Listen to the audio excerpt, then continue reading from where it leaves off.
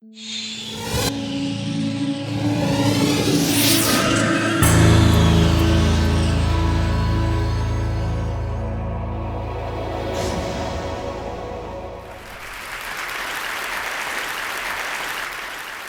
if you're in the audience today, or maybe you're watching this talk in some other time or place, you are a participant in the digital rights ecosystem.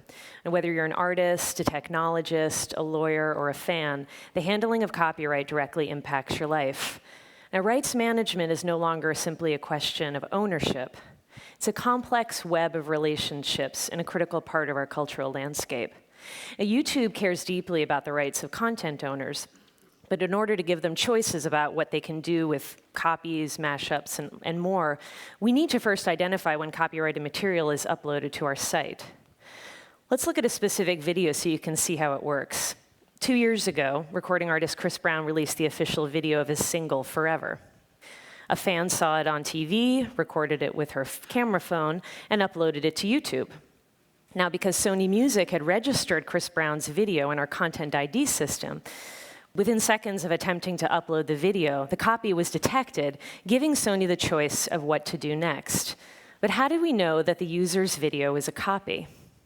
Well, it starts with content owners delivering assets into our database, along with a usage policy that tells us what to do when we find a match.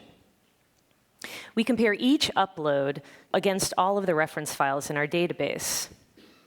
Now, this heat map is going to show you how the brain of the system works. Here we can see the original reference file being compared to the user-generated content.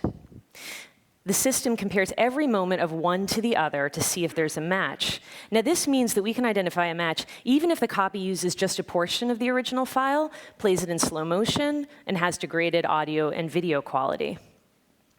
And we do this every time that a video is uploaded to YouTube, and that's over 20 hours of video every minute. When we find a match, we apply the policy that the rights owner has set down. And the scale and the speed of this system is truly breathtaking. We're not just talking about a few videos.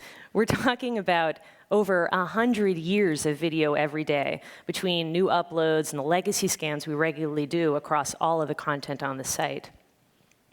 And when we compare those 100 years of video, we're comparing it against millions of reference files in our database. It'd be like 36,000 people staring at 36,000 monitors each and every day without so much as a coffee break. Now, what do we do when we find a match? Well, most rights owners, instead of blocking, will allow the copy to be published, and then they benefit through the exposure, advertising, and linked sales. Remember Chris Brown's video, Forever? Well, it had its day in the sun, and then it dropped off the charts, and that looked like the end of the story. But sometime last year, a young couple got married. This is their wedding video. You may have seen it. What's amazing about this is if the processional of the wedding was this much fun, can you imagine how much fun the reception must have been? I mean, who are these people? I totally want to go to that wedding. So their little wedding video went on to get over 40 million views. And instead of Sony blocking, they allowed the upload to occur, and they put advertising against it and linked from it to iTunes. And the song, 18 months old, went back to number 4 on the iTunes charts. So Sony is generating revenue from both of these. And Jill and Kevin, the happy couple, well, they came back from their honeymoon and found that their video had gone crazy viral. And they ended up on a bunch of talk shows, and they used it as an opportunity to make a difference. The videos inspired over $26,000 in donations to end domestic violence. And the JK wedding dance became so popular that NBC parodied it on the season finale of The Office, which just goes to show it's truly an ecosystem of culture, because it's not just amateurs borrowing from big studios, but sometimes big studios borrowing back. By empowering choice, we can create a culture of opportunity. And all it took to change things around was to allow for choice through rights identification. So why has no one ever solved this problem before? It's because it's a big problem and it's complicated and messy. It's not uncommon for a single video to have multiple rights owners. There's musical labels, there's multiple music publishers, and each of these can vary by country. And there's lots of cases where we have more than one work mashed together, so we have to manage many claims to the same video. YouTube's Content ID system addresses all of these cases, but the system only works with the participation of rights owners.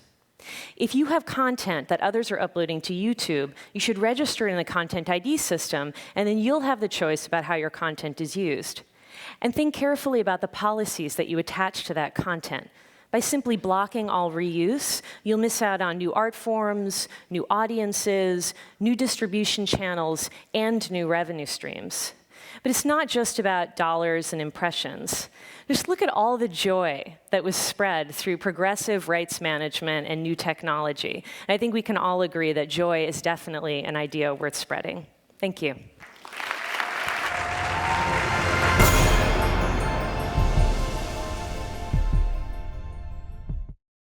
Investment in broadband high-speed internet can help small businesses create new American jobs.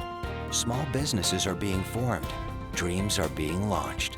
And at AT&T, we're investing billions to upgrade and build out our wired and wireless networks. Now is not the time to stall momentum or stifle innovation or investment. Jobs, dreams, and the future are at stake. AT&T, your world delivered.